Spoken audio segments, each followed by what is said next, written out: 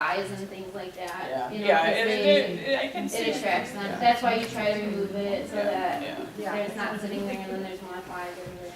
And I'm not sure, Amanda, what the comparison would be with the sheer volume of manure that we have coming out of our equestrian center. I believe it's a one-time charge to come and get it. It's each dumpster is 30 yards and it gets taken away once a week. Yeah, so, you But at the know, same time, I'm sure we got our own dumpster or a dump truck. You can haul some of that manure away. It's something we can evaluate. Yeah, I think it's something worth, Something I think it's something worth looking into, and just from an ecological standpoint, if nothing else, so. My last question in regards to the horse stable, in regards to restricted confines, in regards to horses, any possibility of looking into to combat transmission right away and utilizing the right of way as a trail for the horses to Well, extending the back part of it. right, I've trail right heard, across. yeah, I've heard talks of that, but I'm not sure what the We plan do is. have the access to the right of way, right currently, that goes down. Yeah. One of the things I know that we've talked about in the past though is for the loop, it would be on partially paved and asphalt property if you want to do the loop. But I need it going up and down, for We the have the right- horses, we for good currently have the exercise, right for of way. stretch. We currently have the right of way, Okay. that we have the recreational lease agreement at this point. Okay, so what's the future outlook in regards to opening It's it up for the available. horses? It's available, it's just a matter of, like, some of the riders in the past, as I've talked with Amanda, prefer the loop and not just back and forth. And unfortunately with the loop, it's got some decent pathway to it, but it comes to a point at the south end of the subdivision where it's all street and concrete. So it's not a easement, or it's not a grassway anymore, it's now hard surface, so that's the one drawback to it. But it is available. How much cement, what are we talking about? What length are we talking about? I couldn't tell you off the top of my Half a head. mile, Probably. But I'm saying, It's not even that much. the condition that's in there right Would now, that it's be, usable? would that be, It's, would yeah, that it's natural, be, it's natural easement. how do you see Okay. that as part of it as the director? If it's paved. Yeah, is that I mean, is it's- problematic or yes or no? It depends, I haven't even been back there myself to look at it. If it was, it's not the best surface that you wanna take your horse on it. Right. Especially if they slip or if it's mixed surface and they're kind of weird about spooking. Cause I know part of our trail, you have to cross the street and, yeah, twice. And there's, stripes painted. Sometimes the horses, they're just not very smart about that stuff sometimes. And so it's better to have a natural softer footing, especially if someone falls too. I understand that, but with that, you're the one that's much more knowledgeable than I am on this. Do you feel that having that option, having the loop there so that there's some, do you think that is something that, I want your opinion on this, knowing what we do know. You mean if we got rid of the cement, what is the cement back there for? It's an asphalt for the subdivision, I think it's part of their trailway, Gene, because I know, like, it runs alongside our That's park is part on of the south. subdivision.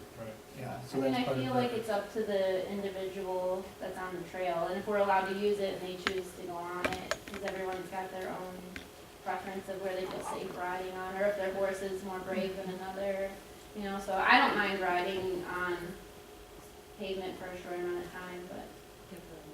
No, that's why I mentioned in regards to what the condition is on that access and using the right of way. What conditions is it safe enough for horses to get out there, or does it need some kind of grooming? No, it's a level terrain conway easement, or right of way. So it's pretty standard, and it's no different than the other area around the backside of the retention pond that we have. It's more so, if you were to do a loop, that's where the issue comes Gotcha. in. So basically, the only thing you would have with the ComEd zone would be a back and forth. Right. Well, at least you have that out. Yeah, And it it's is now. available. Yeah, Because we accessed that about a year and a half ago, I think. I'm going off of the notes I have. I'm sorry, I don't remember off the exact top of my head, but that's one of the more recent recreational leases we've obtained. Because I know you got some open stretches where you can really let the horses go, stretch and. Stretch is a stretch of a word on that one, because it's not really that long, straight, it's not that long of the ComEd portion that we have the right way to. Is there any possibility to utilize non-paved land? Is there any access or To the center? for that loop? to get to the bulk of the loop, you have to cross, when you access the east side of the equestrian center, you have to cross a street and some pavement to access probably about 70% of the pathway. And then you would get the little portion coming back, and then you have just the straightaway back to the equestrian center. Gene and I walked it at one point to look at it. Oh, my question is too, since comments right away continues on, what's it take to get a horse across the street in regards to, without being spooked? What kind of, methods or patrols and, If we went to open up even further out into the comments, right of ways? Is that 100 going south? 127. 127, I can't remember. The street that we would have to access to go further south would be 127th, and I'm not positive going south of 127th, what the clearing is on the ComEd right away. Because it's clear behind the houses, but that's undeveloped land. That's Yeah, just a thought. Do we have training cards for the horses? I think that'd be kind of fun. Yeah, that is fun. The kids would probably get a kick out of Yeah. it, That's good. so we don't have that currently. Mhm. That'd be pretty cute. Yeah. I think we have Did one question. you had your hand up, did you have a question about the presentation? Well, you guys were talking about manure, what Gene was, what he hit on, you can't spread manure after January and then harvest hay. And also, if you're trying to figure out a way of getting rid of your manure, try landscaping places, they'll buy it, Okay, or they'll take it anyway. thank you. Any And other I'd questions? also like to, when Amanda's done, I'd like to make some comments too about the same facility. Any other questions for Amanda? Thank you, Amanda. Thank you. You're welcome. Very nice. You're welcome. Thank you.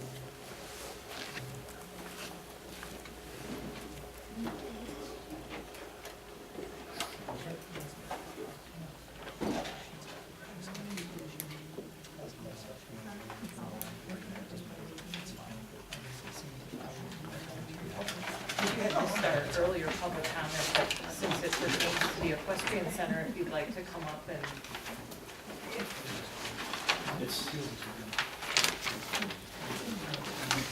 It's quick. Well, thank you for hearing me, but I'm a resident and a taxpayer of Plainfield. I've been for the last 25 plus years. And I agree on everything Amanda said, and to me, I'm still trying to figure out why schools have no loitering signs on them. When I was a kid, that's where we used to play. As far as the park district, my son used to play at Four Seasons. He played at Ottawa Park. My daughter used various soccer fields. She went on cheerleader football fields. Right now, I don't personally use park district property for my kids anymore, because they're both adults. But when I did, they were all priceless. If you ever gone to a baseball field, you see the look on kids when they hit a home run or they make a play. It's very fulfilling for them. And what I learned coaching baseball was that not all kids have the ability to make a play or hit a run. And what Amanda was saying, you go to a barn, you see these little kids that were 50 pounds and plus, and they're basically operating a 1,000-pound animal. And for some of them, that's their way of hitting a home run or making a play. And they learn so much more than just riding a horse. It's like Amanda said, they learn responsibility to take care of that animal.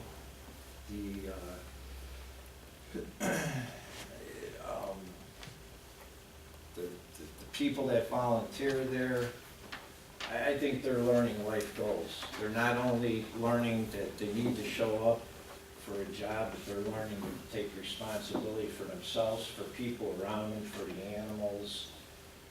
I don't understand why there's such an emphasis on that place turning a profit versus, I've got parks in my neighborhood. And again, I don't use them, and you know what, I don't mind paying taxes on it because these kids need somewhere to go.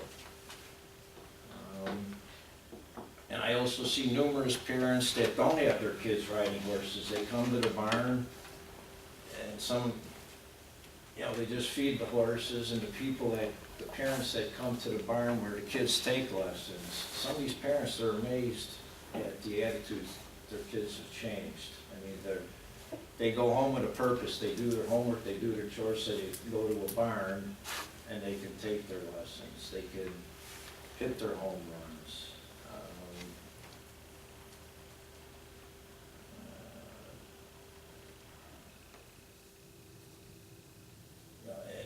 And to me, as a resident, I measure profit and success on what comes out of the facility, not the dollars. I think it's a very educational facility for the young and the old. And I guess that's all I had to say.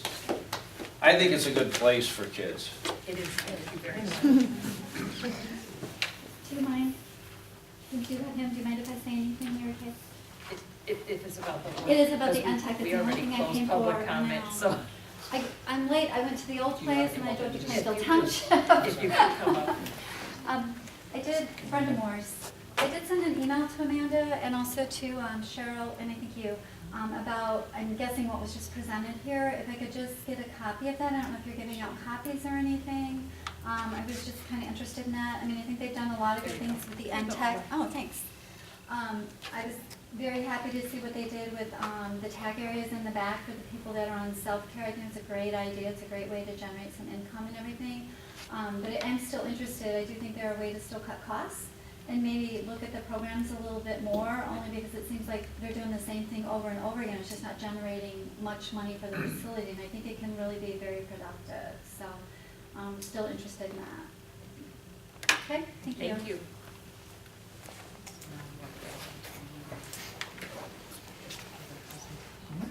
Maureen's presentation.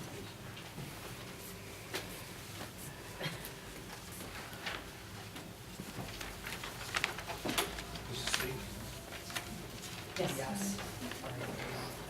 So in your board packets is a memo regarding the 6-month budget review.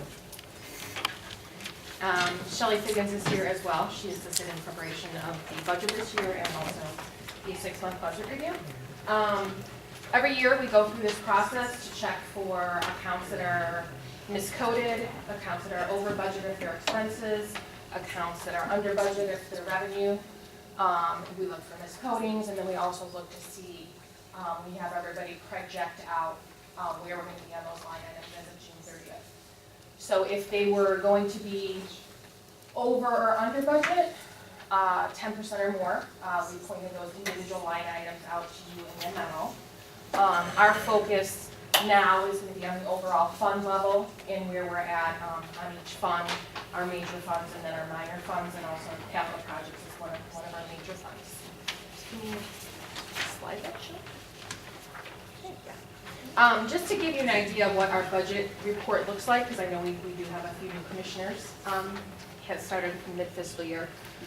In your packet every month is this detailed revenue and expense report, and you'll see on the top it says for 6 periods ending December 31st, 2014.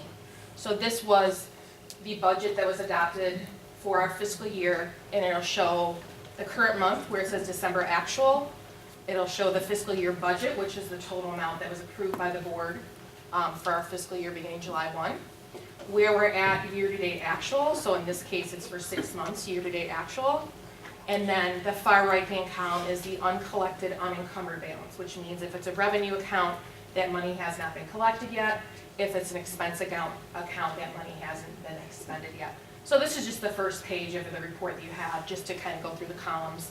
And then that far right-hand column is just the percent collected or the percent expended, whether it's a revenue account or an expense account, just so you can have an idea how to read the reports.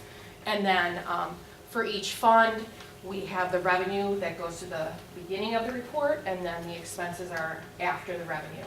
And if there's more than one department in each fund, it'll go by department. So in the corporate fund, we have Department 1, which is administration, and then Department 2, which is our parks maintenance department.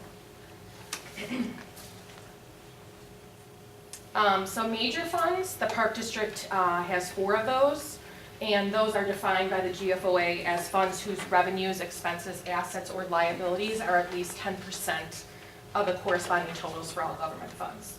So that's how how the major funds are defined. And our first major fund is the corporate fund. Within the corporate fund, we have the administration department, which our corporate fund and our recreation fund are our largest funds that we can spend money out of that are not specified for a specified purpose. So I know that's a big sentence there, but so for our fund, corporate fund, we're on target for our fiscal year revenues and expenses. For all our funds, we're at 49 to 50% collected for our property tax revenues, and that's where we want to be because the first cycle of property taxes have been received. The next cycle of property taxes will be coming in May and June for the bills that are mailed in the spring from the county. One item that was not on your memo, legal services and notices will be over budget. We didn't put that in the memo, but that definitely will be over budget. Just to continue on with the corporate fund, the second department in there is the park maintenance department, and Jean will talk about a few of the highlights in the park maintenance department. I'll stay. The first two areas, as you see here, natural areas management and a tree replacement program. With the lack of a planner, we basically haven't spent any of this money. We're relying on our new planner to help us out and get things going.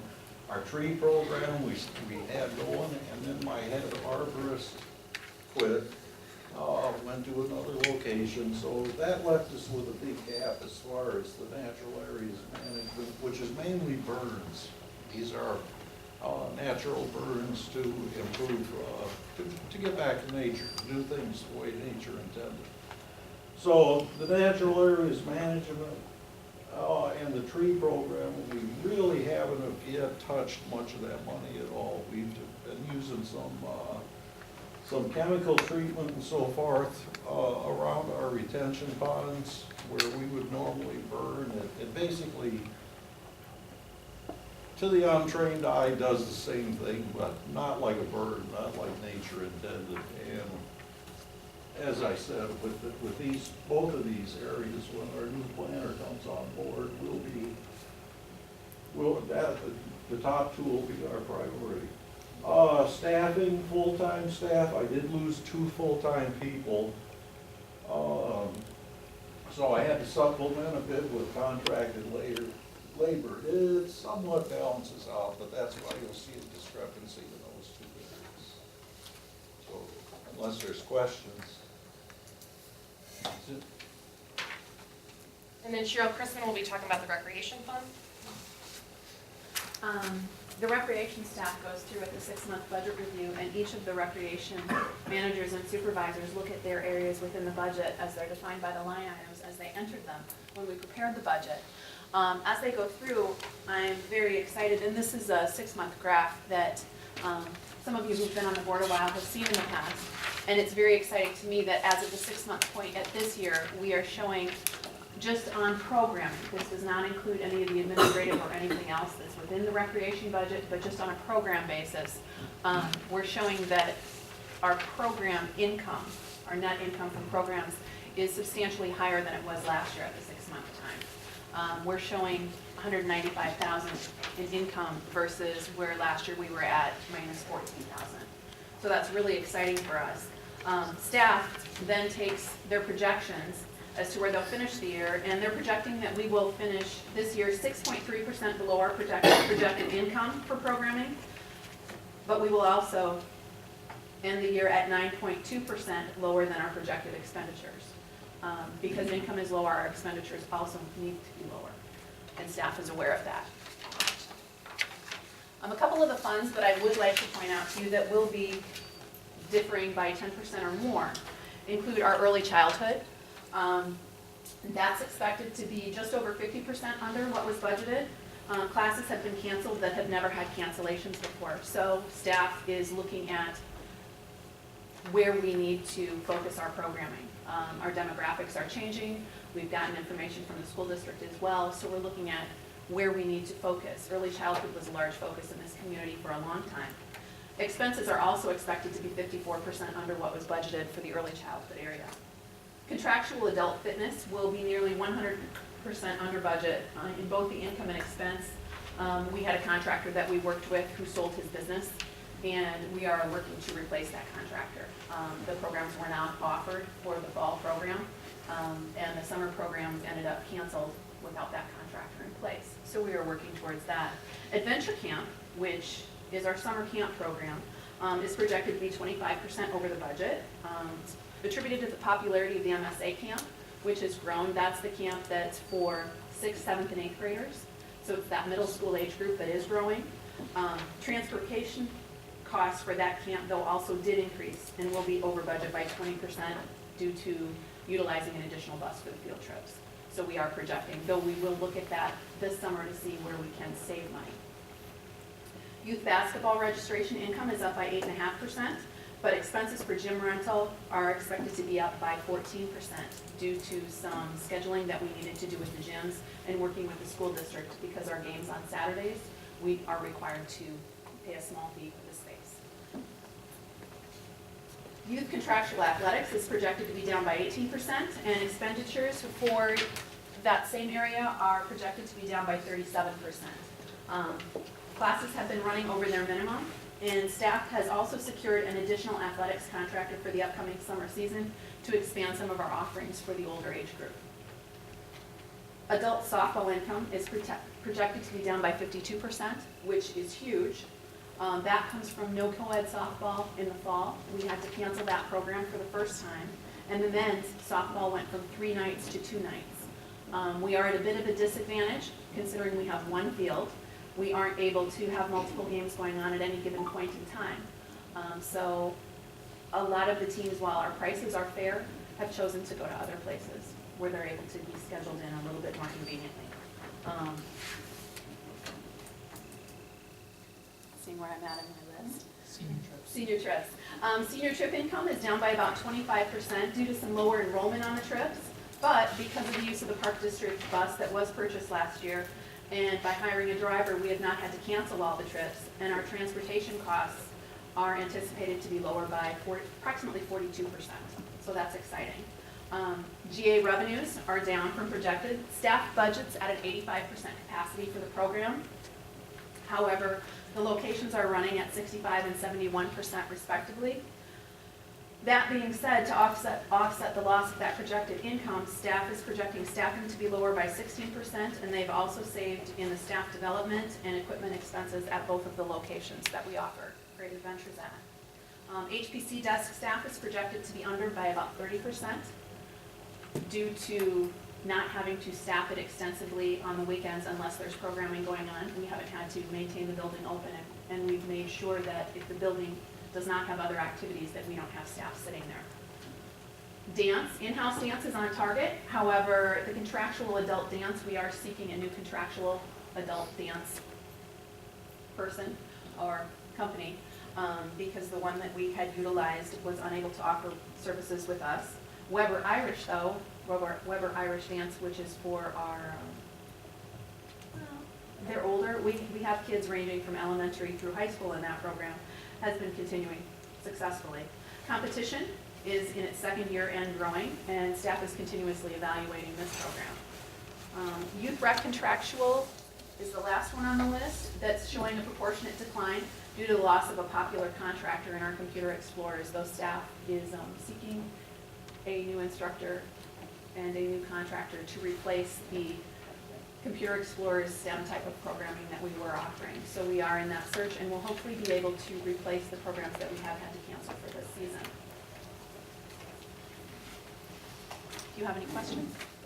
Doug Booth, our marketing communications director, is up next. His budget for marketing communications is within the recreation fund. Very briefly, revenues and revenue expenses are down.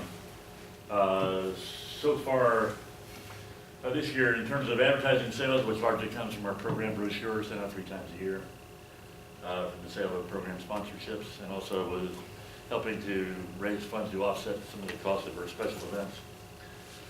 If you put all those together, we are already near the budget for the entire year, and with money that is expected in but has not actually been received as of yet, we should be at least 10% over in terms of revenue for the entire fiscal year. The gift cards that we introduced late last fall, they were not heavily marketed. We decided to roll that out for the holiday period. We did sell over $2,000 in those gift cards, money which we don't believe we would have received any other way. The average sale of gift cards is about $100 per card. So that's an extra $2,000 that was not included in the budget.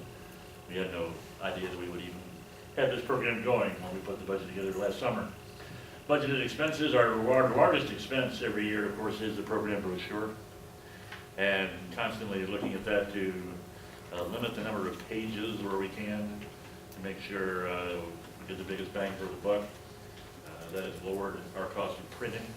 We're also now we have a great delivery service that delivers to every door in our service area. We're working to lock that business in on a 3-year contract rather than a 1-year contract. And we're currently talking with them now about what kind of small percentage increase we might see on a 3-year contract, or perhaps even hold the line. So in terms of marketing and communications, things look good so far this year, and we're looking for higher revenues and coming. Our next major fund is special recreation. That's Fund 14 in your monthly report. The expenses are on target for June 30th, 2015. The primary expenses out of that fund are the Special Recreation Association agreement we have with LCSRA, and then a budgeted transfer to capital projects. And then the next segment of our budget presentation will be the capital projects fund. As you can see, just last week we closed on our bond sale. We received revenue of $376,583. So far is a list of the completed capital projects this fiscal year that were budgeted for and completed. And then also you see the list of capital projects that are in process. So they're either being bid out right now, or they're actually currently, the work is currently being done. And then Jean's going to go over a little bit of our future capital projects. Some are relating to information technology. Most of that is currently in the research process, deciding on what kind of software we need and what type of IT needs we have at this time. And then Jean will talk about the park improvements and professional services. Okay, the park improvements, this is the park everybody likes, the DuPage River Trail, of course. Soccer goals, what we've done is, people look at soccer goals, we're looking at doing some additional recreation at some of the parks. Maybe a half soccer field, you know, where it's available. So we're gonna get some goals in here. Go to a few subdivisions, for example, Caton Ridge West, where they've got a playground and then they've got a lot of open land. So, but they don't have a lot of parking. So our possible answer to this would maybe do a half soccer field that the kids could use for practice. That would help out with the parking issue. So we're trying to, I guess Carlo's got us thinking a little bit out of the box. And we're trying to come up with, you know, new ideas for recreation, and these goals is one of them. Four Seasons West and East, those are parking lots. We have to get a hold of ComEd about Four Seasons West to make sure they will allow us to do a parking lot, an official parking lot finally at that park. Four Seasons East is a question of paving over an existing gravel lot. Northwest Community Park tennis court repair and pathways. This is basically the court has heaved. The structure is actually 8 to 10 inches out of the ground. The fence is getting a little wobbly.